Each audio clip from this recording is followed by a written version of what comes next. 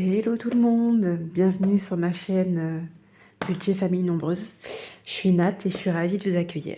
Donc comme d'habitude, je vous rappelle à toutes que je suis très contente de vous accueillir et je vous remercie de vous être abonnés sur cette chaîne. Je suis très contente. Les vues explosent, les abonnés arrivent au fur et à mesure et merci encore 1000 fois. Ça fait moins d'un mois que je suis avec vous. Et je suis comblée, vraiment. Sans vous, en fait, j'en serais pas là aujourd'hui. En début décembre, je me serais pas imaginé, en fait, que j'allais créer cette chaîne, que j'allais avoir autant de messages de remerciements, des mails, et également autant de commandes. Je suis très, très, très, très contente. Donc, merci beaucoup à toutes. Je sais pas pendant combien de temps ça va durer, mais en tout cas, le principal pour moi, c'est l'échange, le partage et l'entraide. Donc voilà, cette vidéo n'était pas prévue. J'ai eu quelques mails où on me demandait en fait par où commencer. Donc pour faire simple, je vais faire cette vidéo. Je pense pas qu'elle durera très longtemps. Je sais qu'il y en a déjà sur YouTube, mais après, avec ce que j'ai compris sur ce qu'on m'a envoyé par mail, c'est pas forcément évident de comprendre, les mots sont pas forcément les mieux utilisés. Je peux comprendre qu'on peut pas être compatible avec tout le monde, notre manière de discuter, de parler, d'échanger. Donc du coup, je vais essayer de faire mon mieux. Voilà. Alors, tout d'abord, quand on commence à vouloir faire un budget pour essayer de s'organiser au mieux au niveau des finances, il est bien d'avoir vos documents de banque. Donc voilà. Ou si pas de document de banque, si vous ne recevez pas vos documents, allez sur votre compte, prenez un petit crayon, une petite feuille et essayez de tout noter. Donc là, je vais vous montrer comment moi j'ai noté, mais au départ, j'ai pris une feuille et j'ai écrit voilà, tout ce qui passait sur mon compte. Idéalement, c'est bien de le faire sur plusieurs mois. Voilà, pour vérifier certaines choses, qu'il y a des choses qui passent pas tous les mois, qui passent tous les 3 mois, tous les 6 mois, tous les 1 an. Voilà, donc c'est bien de faire sur plusieurs mois, d'étaler un petit peu, de noter ce qui sera les dettes, les dépenses du compte, les dépenses courantes qui passent tous les mois, de faire un petit côté ou tous les trimestres ou tous les 6 mois ce qui passe sur votre compte. Parce qu'il y a des fois où c'est pas tous les mois, c'est pas mensualisé. Et ensuite, on passera au niveau des enveloppes. On va rester déjà sur ce point-là. Donc, quand vous avez votre feuille devant vous et que vous savez pas trop par où commencer, donc vous écrivez tout ce que vous voyez sur votre compte. On va dire du 1er au 30, au 31, tout dépend combien le mois se termine. Vous notez donc tout, même si c'est des achats que vous avez fait par carte bancaire. Voilà. Donc vous notez tout. Ensuite, ce qui peut être pas mal, c'est d'avoir des surligneurs de plusieurs des couleurs.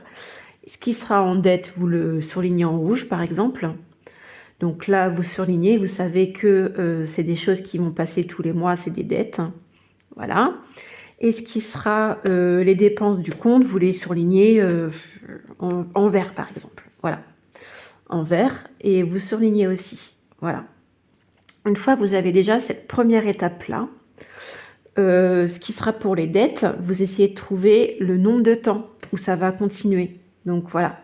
Donc là, moi, ce qui est marqué ici, c'est que j'arrive à la fin. Donc c'était, voilà.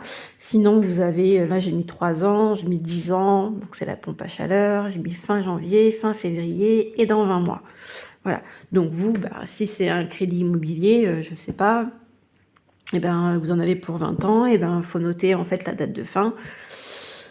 Voilà. Ensuite, pour ce qui est des dépenses du compte, téléphone, EDF, assurance, et j'en passe, hein, Internet. Là, moi, par exemple, j'ai YouTube, j'ai Pixpay, j'ai l'argent de poche de mon fils.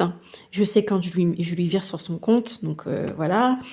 Qu'est-ce qu'il va y avoir? La cantine, c'est pareil, c'est des factures que je reçois, donc je paye à peu près vers cette date-là. Donc une fois que ça c'est OK, vous notez la date de prélèvement tous les mois. De côté, pardon, je vais y arriver. Donc sur votre feuille, une fois que vous avez surligné, à côté, vous notez la date de prélèvement. Une fois que ces deux premières parties-là sont faites, vous prenez un cahier, peu importe ce que vous avez, un budget planner, un cahier comme le mien, enfin, comme vous avez envie, et vous faites un côté tout ce qui sera dette, avec la date de fin ou la date de passage. Donc voilà, moi j'ai noté ce que c'était, la date où ça passe. Donc moi en fait c'est des choses que je vire à mon compagnon. Donc je lui vire au 5, au dernier virement de mon salaire en fait. Voilà, je lui vire directement sur son compte au 5. Donc vous notez et ensuite vous notez la somme et pour terminer le nombre de temps qui reste. Comme ça déjà vous avez déjà une première base et vous savez jusqu'à quand vous allez avoir cette dette-là. Pour ce qui est de ça, on est OK. Après, vous avez les dépenses courantes. Donc ça, forcément, c'est des choses qui passera tous les mois. Donc là, c'est la même chose. Vous notez ce que c'est, la somme qui passe tous les mois. Je vous conseille d'arrondir au-dessus. Donc si c'est par exemple 90 à 93, c'est très bien. Au moins, vous êtes sûr de ne pas être trop juste sur votre compte. Voilà. Donc une fois que ça c'est fait, vous notez la date où ça va passer. Voilà. Et ça, c'est pareil à ne pas oublier, par exemple pour l'EDF, moi c'est sur mon compte commun que ça passe, mais vous allez avoir une date d'anniversaire et à cette date d'anniversaire-là, vous allez forcément avoir ou un remboursement ou un plus. Donc prévoyez. Donc si vous ne faites pas les enveloppes, prévoyez, je ne sais pas, par défi, peu importe, mais prévoyez. Même si vous n'avez pas de surplus à la fin de l'année, ben ça ira dans les économies, mais au moins, vous n'aurez pas ce problème-là de vous dire « mince, j'ai pas prévu ça dans mon budget et je me retrouve un peu dans le caca ». Voilà, donc pour cette première étape-là, je pense que dites-moi en commentaire ici si jamais vous n'avez pas bien compris comment j'ai expliqué cette première étape-là. Ensuite, moi, ce que j'ai fait jusqu'à avril, j'ai noté la somme des dettes. Donc moi, ça fait une certaine somme, mais bon, ça fait limite le loyer de mon homme, parce qu'il a un crédit immobilier, donc ça fait limite son crédit immobilier. Donc voilà jusqu'au mois d'avril à peu près où j'en suis par mois au niveau de mes dettes. Ça, c'est au niveau de mes dépenses courantes sur mon compte. Voilà, et on va passer à tout ce qui va être les enveloppes au mois. Donc après, l'étape suivante va être de savoir, une fois que vous avez votre salaire, c'est bien de l'estimer. Donc si par exemple, vous êtes toujours entre 1500 et 1700 euros par mois, estimez au moins. Voilà, par exemple 1500, ça sera le minimum, et bien mettez 1500. Le plus, ça sera du surplus dans votre mois. Pour essayer en fait de faire sur une année, de calculer votre budget sur une année. Voilà, donc disons que vous avez votre salaire à 1500 euros, donc vous faites 1500 moins vos dettes, moins vos dépenses courantes, vous savez ce qui vous reste à la fin du mois. Voilà. Ensuite, on va faire tout ce qui va être le budget des enveloppes au mois. Donc, vous allez avoir tout ce qui est alimentaire, tout ce qui est l'essence, tout ce qui est les sorties, si vous avez envie de faire une enveloppe sortie, si vous avez envie de faire une enveloppe coiffeur, une enveloppe fonds de secours, une enveloppe vêtements. Les fonds de secours, moi, je l'ai mis en défi. Bref, c'était un petit passage. Donc, il y a plein de choses à mettre dedans. Hein. Je sais pas, Action, par exemple, tous les mois, vous avez envie. Moi, je l'ai mis dans Action, je l'ai mis dans le shopping. Ben, donc, vêtements, en fait, ça comble, mais ça sera plutôt shopping. Voilà. Donc, tout ce que vous avez besoin dans votre mois, ça peut être également repas du midi parce que bah, vous mangez, vous allez au travail et que vous avez besoin de vous acheter votre repas du midi. Voilà, faites votre enveloppe. Et une fois que vous avez tout écrit sur une feuille de ce que vous avez besoin dans votre mois, il faut vous faire votre budget sur le mois. Donc, si par exemple, moi j'ai mis 100 euros, mais pour ceux qui connaissent un petit peu ma chaîne, on a un compte commun, donc la plupart est payé par le compte commun et nous on rajoute. Donc, par exemple, le mois prochain, je suis à 200 euros. Donc, si vous, par exemple, je sais pas, vous êtes une famille avec 2 enfants et que vous avez besoin de 400 euros dans votre mois pour la nourriture, et ben vous mettez 400 euros. Voilà. Donc voilà, là, il faut rajouter un petit peu la somme de l'alimentation, la somme de l'essence, la somme des sorties, mais tout ça pas à la semaine, au mois. Donc si on récapitule et qu'on se dit que votre budget au mois, il est de 600 € par exemple dans les enveloppes. Donc vous aurez mis les sommes ici au mois, les sommes à la semaine. Donc si c'est 400 € de nourriture au mois, il y a 100 € à la semaine. En tout cas, on essaye de faire au mieux. Voilà, et ben vous faites la même chose partout. Voilà, moi j'ai des enveloppes qui sont qu'au mois, parce que forcément on se sert beaucoup de la carte du compte commun, donc du coup c'est la raison. Mais je vous conseille réellement de faire les enveloppes à la semaine. Voilà. Voilà pour ce petit aparté là. Donc une fois que vous avez fait votre budget du mois, votre budget du mois, que vous avez pu tout regrouper ce que vous aviez besoin dans votre mois et vous avez fait votre budget, vous diminuez le reste à vivre de ce qui vous restez après avoir après avoir fait, là je vais y arriver, les dettes moins les dépenses sur votre salaire, on fait moins les enveloppes au mois. Vous savez ce qui vous reste à la fin du mois. Donc si jamais vous avez 300 € de dettes, plus 200 € de dépenses sur votre compte, ça fait 500 €, plus vos enveloppes qui vous coûtent 500 €, ça fait 500 €, il vous reste dans votre mois 500 €. Si vous avez un salaire de 1500 €, que vous avez fait 500 plus 500 de dettes et de dépenses, il vous reste 500 € sur votre mois. Donc dans ces 500 € là, vous pouvez les mettre en économie ou en défi. C'est à vous de voir. Donc on va repartir un petit peu sur ce que je vous disais. Vous voyez, ça c'est ce que j'avais prévu de mettre dans mes enveloppes. Ça c'est mon compagnon. Voilà. Et on est sur la réflexion de ce que j'avais fait sur mes enveloppes. Donc par exemple, ce que j'ai pu faire sur mes anniversaires pour l'année 2023, j'ai calculé le nombre d'anniversaires dont j'avais besoin avec la somme. Je vais essayer de vous montrer ça. Hop, ici. Voilà. Donc là, on est sur mes anniversaires, les sommes que je veux. Donc Saint-Valentin, il n'y a rien parce que cette année, on fera rien. Étant donné qu'on a pas mal dépensé l'année dernière, on va économiser un petit peu. Enfin, on fera un petit truc, mais à la maison, quoi. Rien de bien, voilà. Donc là, j'ai mon budget. Et donc, mon budget à moi, il s'est élevé à 530 €. Et j'ai décidé de faire 80 € par mois. Donc forcément, j'ai un surplus, mais ce surplus-là, il ira dans mes économies à la fin de l'année. Donc voilà, donc là, ce qu'il faut faire, c'est un lissage. Donc vous comptez le nombre d'anniversaires que vous avez dans votre année. Vous comptez ce que vous comptez mettre. Vous calculez ce que vous avez prévu de mettre par anniversaire. Donc je ne sais pas, moi, si c'est pour un ami 20 €, et ben voilà, vous mettez 20 €. Si c'est pour votre garçon 50 €, ben c'est 50 plus 20, on est à 70, etc., etc., etc. Et à la fin, ben vous faites votre calcul et vous divisez ça par 12 pour avoir une somme, pouvoir mettre tous les mois dedans. Voilà. Ça, déjà, ça vous fait une base sur les anniversaires. Mais ça, c'est à faire avec tout. Voilà, là j'ai un besoin avec un jardinier, ben voilà, je me suis fait un budget et du coup je mets un petit peu tous les mois en sachant que je m'arrêterai pas en juin, je continuerai par la suite jusqu'en décembre. La colonie de mon fils, je sais qu'il me faut en juin les 600 €, tous les mois je mets 100 €. Voilà, j'ai divisé. Le sport, je sais que je veux 350 € pour septembre et donc du coup je mets à partir de février 50 € tous les mois.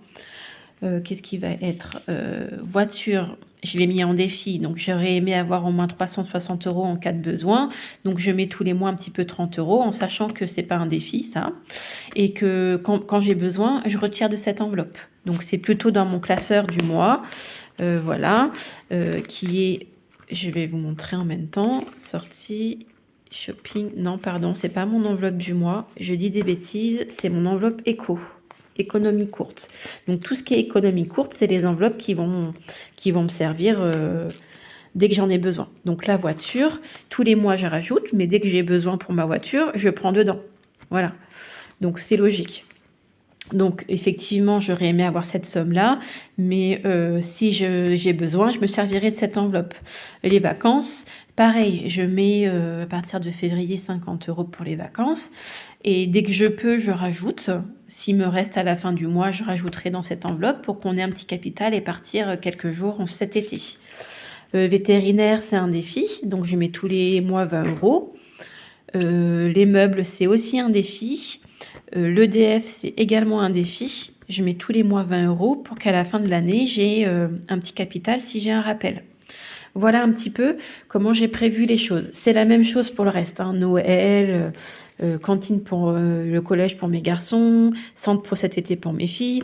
Bref, on est toujours dans le même système, d'accord?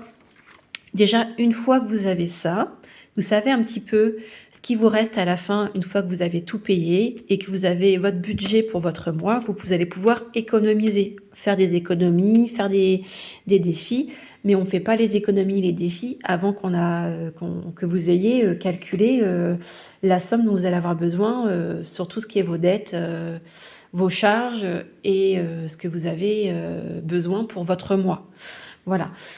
Pour les économies, on arrive après à ce stade-là où une fois que vous avez la somme, pardon, une fois que vous avez calculé votre somme de dette ainsi que votre somme de dette et de charges, on sait que on est ici, on fait le moins du salaire. Donc par exemple, salaire ou les ventes, hein, aussi si vous souhaitez mettre les ventes que vous faites. Peu importe ce que vous avez comme revenu, mais tous les revenus sont à mettre ici. Et une fois que ça c'est fait, vous faites revenus moins dettes et charges, et ça vous donne la somme qui vous reste. À cette somme-là, vous mettez la somme que vous souhaitez retirer. Moi, je laisse toujours un petit peu sur mon compte. Là, c'était très peu, mais j'essaie toujours de laisser entre 50 et 100 € sur mon compte, si jamais il y a le moindre problème. Et vous retirez la somme. Vous faites votre part enveloppe du mois. Donc moi, j'avais 530 € à mettre dans mes enveloppes du mois et j'avais 420 € ce mois-ci à mettre dans mes enveloppes épargne. Voilà. Donc une fois que vous avez fait ça, c'est déjà un bon point. Vous êtes bien parti. Donc dès le début du mois, vous allez retirer l'argent sur votre compte et vous mettez une partie dans l'enveloppe au mois, dans les enveloppes du mois, et une partie dans tout ce qui sera économie courte, économie longue et défi. Après, c'est votre choix, c'est à vous de voir où et dans quoi vous souhaitez économiser. Il y en a, ils veulent économiser parce qu'ils souhaitent déménager, il y en a, ils veulent économiser parce qu'ils souhaitent acheter une voiture, il y en a, ils veulent économiser parce que ils veulent, je sais pas, partir dans un voyage, se marier, faire un baptême, etc., etc., etc. Donc, c'est à vous de savoir dans quoi vous voulez économiser et la somme dont vous avez besoin. Ça également, c'est aussi à calculer avec tout ce qui sera les budgets. Donc, si vous souhaitez économiser pendant 2 ans pour un mariage qui aura lieu dans 2 ans et vous savez la somme qu'il vous faut, et ben là, c'est à vous de faire en sorte de mettre un petit peu tous les mois pour avoir la somme adéquate pour vous marier. Voilà. Voilà un petit peu pour ce point-là. Donc, moi, je fais pas comme tout le monde sur YouTube. Mes économies sont dans des défis. Alors oui, je sais, il y en a qui n'aiment pas faire ça. Moi, je trouve ça super cool. J'aime beaucoup le fait ça me booste, ça me donne super envie de le faire. Donc voilà pourquoi j'ai mis beaucoup de choses en défi. Donc comme vous allez pouvoir le voir ici, pour le mois de février, j'ai pas mal de choses en défi. Colonie, c'est en défi. Je me rappelle pas. Il me semble pas. Noël, vacances, veto, meubles, EDF, économie et centre pour l'été, ainsi que le fonds de secours, c'est des défis. Voilà, donc ça, en début de mois, ça part. Je sais où ça va. Donc mes économies, que ça soit économie courte, économie longue, ça part en début de mois. Ensuite, une fois que j'ai fait ma semaine, toutes les semaines, je fais le point. S'il me reste dans mes enveloppes, par exemple, mon enveloppe sortie, j'ai 50 € toutes les semaines. Si j'ai pas utilisé cette enveloppe-là, ou la moitié, ou il m'en reste, ça part dans mes défis ou mes économies. À moi de voir ce qui est le plus important où est-ce que je souhaite mettre l'argent restant. Voilà, en sachant que moi, j'attends la fin du mois pour tout mettre. Donc là, j'ai déjà 40 euros. Je sais que la fin du mois, il me restait 50 euros pour les sorties. Je ne les ai pas mis dans mes enveloppes pour sorties. Je vais les garder et les mettre de côté. Au final, j'ai 90 euros à dispatcher. Donc, à moi de savoir dans quoi je vais les dispatcher. Donc, je me suis fait un petit document crayon à papier parce que ça peut évoluer. Et je me suis fait le plus urgent à finir en priorité. Je sais que je dois terminer la colo, le centre pour les vacances, la cantine du collège parce que c'est par trimestre, le jardin, le vétérinaire, il me faudrait une belle somme en cas de besoin si jamais j'ai un souci avec mes chats et j'ai mis idéalement il me faudrait 400 euros. Et les défis à faire en priorité, c'est les week-ends. D'ailleurs, je pense que les 90 euros qui me restent, ils vont partir dans le défi week-end. Nous partons au mois de mars, donc il nous faut une petite somme. Ensuite, là, vous avez économie et ce qui sera vacances. Donc ça, c'est les choses que je veux terminer en priorité. Après, à vous de voir ce qui est le plus urgent pour vous. Donc voilà, moi, je sais que dans ce qui sera le reste à la fin du mois, je les dispatcherai dans ce que j'ai envie et dans ce que je pense être le plus urgent. Voilà, je sais que les filles sur d'autres chaînes YouTube, elles, à la fin de la semaine, elles dispatchent tout de suite. Moi, j'aime bien avoir quand même une somme conséquente pour me dire, voilà, où est-ce que je vais les mettre. Voilà. Voilà un petit peu pour cette vidéo. J'espère que j'ai été claire, parce que c'est vrai qu'on m'a posé plusieurs fois la question de savoir par où commencer. Donc, voilà, j'ai fait cette vidéo pour faire au mieux pour vous en tout cas. Ensuite, moi, il est vrai que j'ai fait avec des classeurs, mais vous pouvez très bien faire avec des enveloppes, hein, des simples enveloppes en papier. C'est très bien pour commencer. Après, je vous avoue que c'est vrai que c'est très agréable d'avoir ces enveloppes à soi, son petit classeur et tout. Je trouve ça très, voilà, c'est très pratique aussi. Et puis je sais par où commencer. Je sais que là c'est mon classeur du mois, là c'est mon classeur des échos, que j'ai mon budget planner, que j'ai mon classeur des défis. Voilà, c'est très bien d'avoir aussi ces outils, mais le but de faire cette méthode, c'est de ne pas forcément non plus trop dépenser. Donc il ne sert à rien de mettre des 100 et des 1000 hein, pour commencer le budget planner et puis le système des enveloppes. Vous n'allez pas non plus mettre 100 euros, ça sert à rien. Faites avec ce que vous avez et puis au fil du temps, si jamais vous voyez qu'au final ça fonctionne pour vous et que vous avez réussi à mettre un petit peu de côté, pourquoi pas acheter, mais en attendant au début ça sert à rien. Voilà, parce que ça se trouve, ce système-là ne sera pas fait pour vous, ça ne fonctionnera pas, et vous aurez acheté pour rien, vous aurez dépensé pour rien. Donc, laissez-vous 3 ou 4 mois, histoire d'être sûr à 100% que ça sera un système qui fonctionnera pour vous. Voilà un petit peu pour ce système des enveloppes et comment moi je fonctionne et par où commencer. J'espère que cette vidéo n'a pas été trop longue pour vous. Et puis pour celles qui m'ont posé les questions, j'espère que j'ai été claire. Si jamais vous n'avez pas compris et qu'il y a des questions encore auxquelles j'ai pas répondu, n'hésitez pas ici. Et si c'est trop personnel, écrivez-moi simplement sur mon adresse mail que je remettrai en bas. Voilà. Et je vous souhaite à tous une super journée et je vous dis à très très vite. Salut tout le monde!